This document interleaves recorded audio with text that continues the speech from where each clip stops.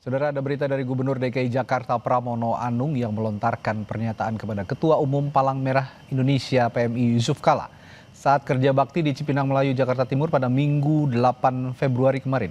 Pramono mengatakan dirinya enggan masuk gorong-gorong katanya.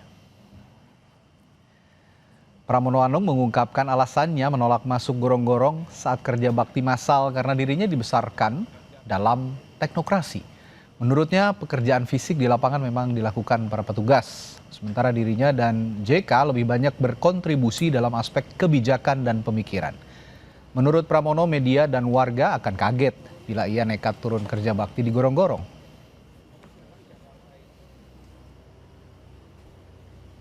Tadi saya sambil bercanda sama Pak JK. Pak JK kita ini dibesarkan dalam teknokrasi. Pasti Pak JK sama saya nggak mau masuk gorong-gorong. Tapi yang bekerja adalah pikiran dan otak ini. Pak JK tertawa. Sekali-sekali gubernur masuk gorong-gorong. Saya mau aja Pak, tapi nanti wartawan malah kaget kalau saya masuk gorong-gorong. Nah, aksi turun langsung ke lapangan atau belusukan pernah menjadi simbol melekat dalam diri Gubernur DKI Jakarta terdahulu, yakni Joko Widodo. Salah satu momen paling ikonik yang pernah dilakukan Jokowi saat ia tanpa ragu masuk ke salah satu gorong-gorong di kawasan Bundaran Hotel Indonesia. Saat itu Jokowi didampingi Kepala Dinas Pekerjaan Umum DKI Eri Basworo. Aksi Jokowi itu banyak menarik perhatian media dan warga yang berada di sekitar Bundaran HI.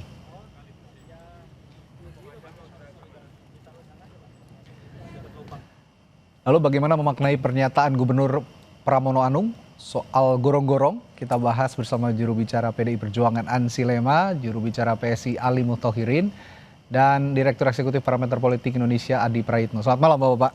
Selamat malam.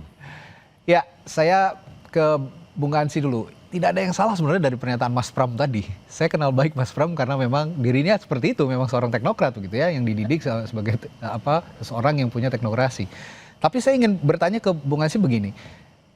Dulu pernah ada Pak Jokowi menjadi Gubernur Jakarta, which is Pak Jokowi adalah kader PDI Perjuangan dulu, gitu ya. Sekarang Mas Pram dengan gaya yang berbeda di Jakarta. Apakah memang ada perubahan pola kepemimpinan di Jakarta, khususnya untuk PDI Perjuangan yang kali ini juga menduduki posisi gubernur di Jakarta?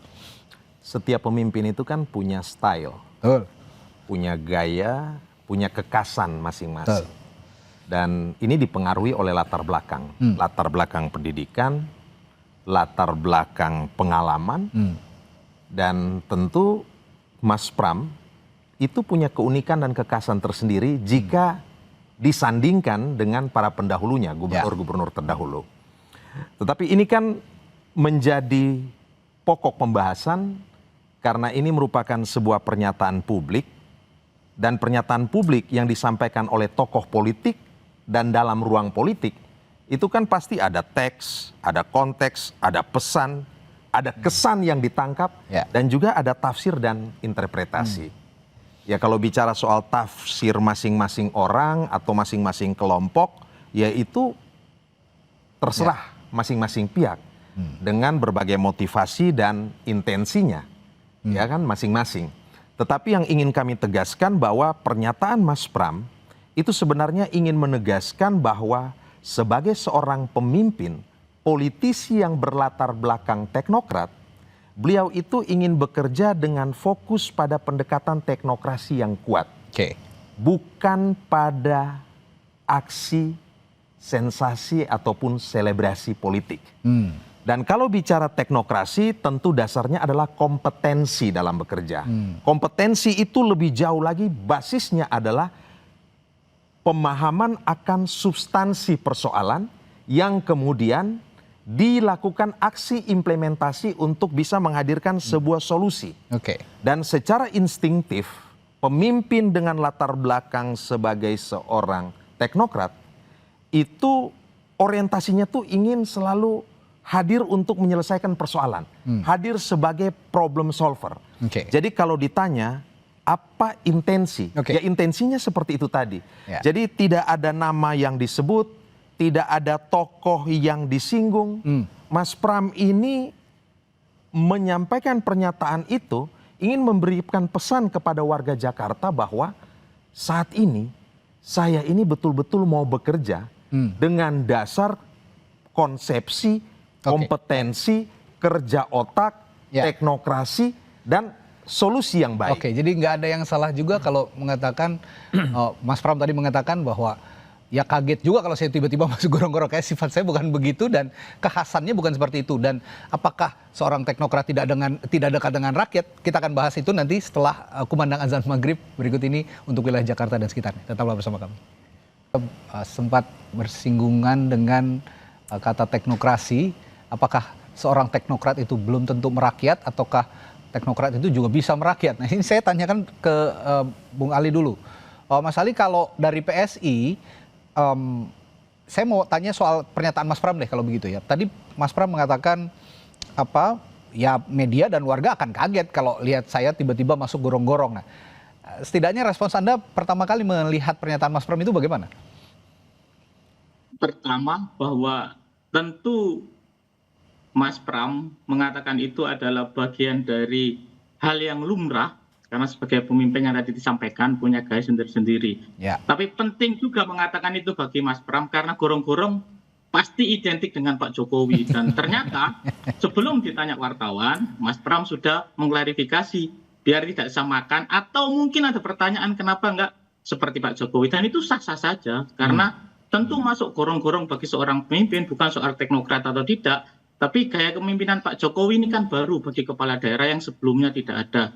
Dan yang kedua, bahwa masuk gorong-gorong ini memang membutuhkan fisik yang lebih ekstra prima begitu. Karena masuk gorong-gorong butuh fisik yang kuat, takutnya kalau fisiknya belum siap nanti malah kepleset kah atau apa. Jadi tentu gaya kepemimpinan Pak Jokowi ini di samping mencerminkan dekat dengan rakyat, tidak ada perbedaan antara pemimpin dan rakyatnya, bahwa seorang kepala daerah ya boleh-boleh saja dan seharusnya pula, karena apalagi kita substansi misalnya ngomong tentang bagaimana kita mengelola birokrasi kita. Kalau pemimpinnya tidak langsung terjun, maka ini tentu yang laporan adalah yang baik-baik saja. Dan ya wajar-wajar saja. Yang dulu Mas Pram saya yakin sangat dekat dengan Pak Jokowi dan tahu kalau masuk gorong-gorong nanti diidentifikasi sebagai orangnya Pak Jokowi kan malah nggak asik juga begitu. Karena secara partai kan tentu hari ini sangat berbeda.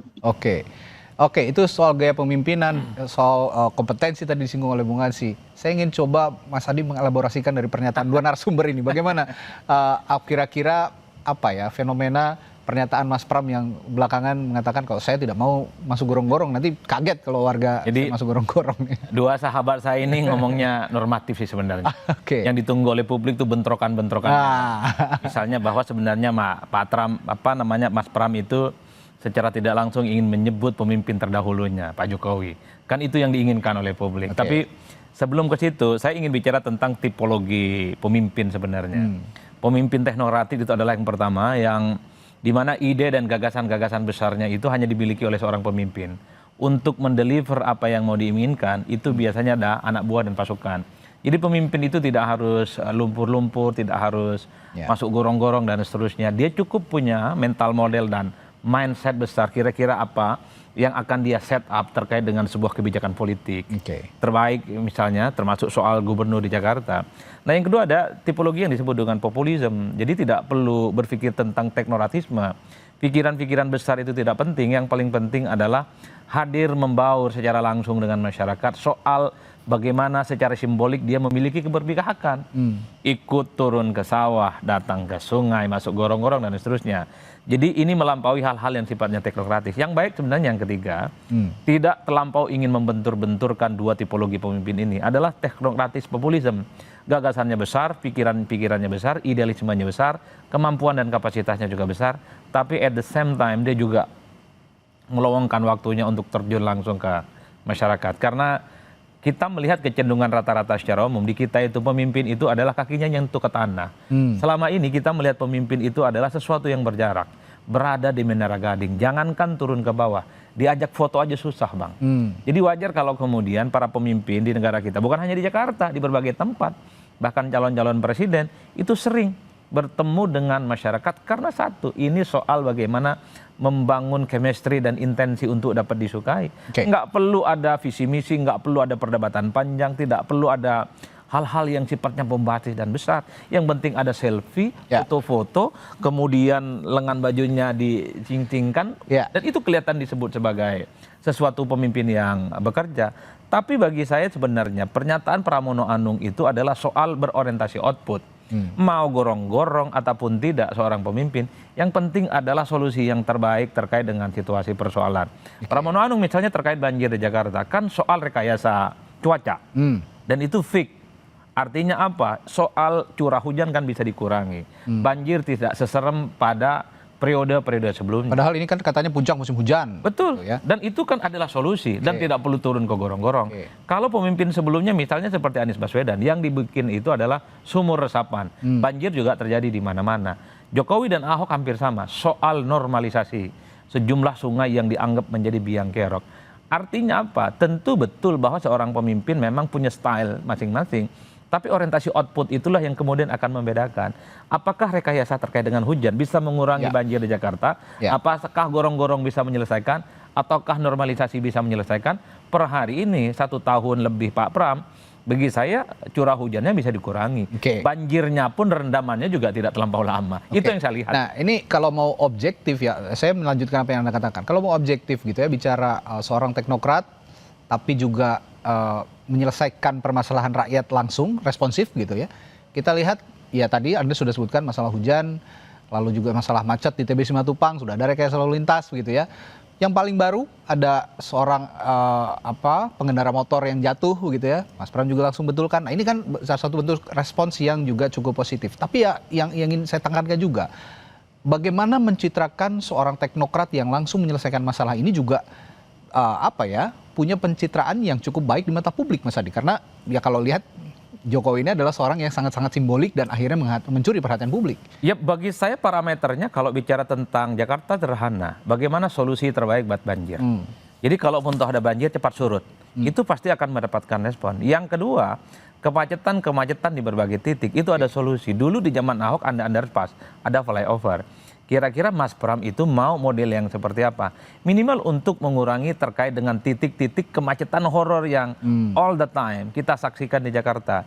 Dulu waktu Pilkada Jakarta kita mendengarkan ada semacam engineering politik yang ingin disampaikan oleh Mas Pram. Misalnya ada hari-hari tertentu misalnya bekerja dari rumah atau work from anywhere. Bisa dari mall, bisa dari kafe atau dari tongkrongan. Yang penting hasilnya sama dengan kerja di kantor. Kalau ini dilakukan, tentu soal bagaimana mengantisipasi macet yang sangat horor di Jakarta dan bahkan menjadi salah satu kota yang termacet di dunia, itu akan bagus. Nah itu yang sebenarnya ditunggu. Apa dampak signifikan dari teknokrasi yang diinginkan oleh Mas Pram itu? Termasuk juga soal polusi. Suka tidak suka Mas, kalau kita ini melihat waktu COVID kemarin, itu kan banyak sekali gunung-gunung indah yang bisa kita delok-delok kan, yang bisa kita lihat dari Jakarta. Kalau semua aktivitas itu misalnya bisa dilakukan dari berbagai tempat, bisa dari rumah atau dari kafe, dari mall atau dari jalan, sepanjang pekerjaannya itu selesai, saya kira soal bagaimana tentang udara Jakarta itu segar sesegar-segarnya, mungkin semacam ilusi. Jadi itulah yang saya sebut sebagai rekayasa yang berorientasi hasil. Ada tidak diferensiasi yang dimiliki oleh Mas Pram terkait dengan solusi alternatif dibandingkan dengan pemimpin-pemimpin sebelumnya. Ya, kalau boleh saya simpulkan sementara ini, apapun gaya kepemimpinannya, yang penting pemikiran besar di balik itu untuk menyelesaikan masalah-masalah yang ada di Jakarta. Anda sepakat dengan itu? Tapi jangan dijawab dulu, kita akan jeda dulu sebentar. Kita akan kembali sesaat lagi di Sapa Indonesia Malam. Ya, tadi saya singgung apapun gaya kepemimpinannya, yang penting ide besar atau gagasan besar di balik gaya kepemimpinan itu yang tentu untuk bisa menyelesaikan masalah-masalah yang ada di publik. Anda sepakat dengan pernyataan apa yang disebut Mas Andi tadi? Ya, sepakat tadi.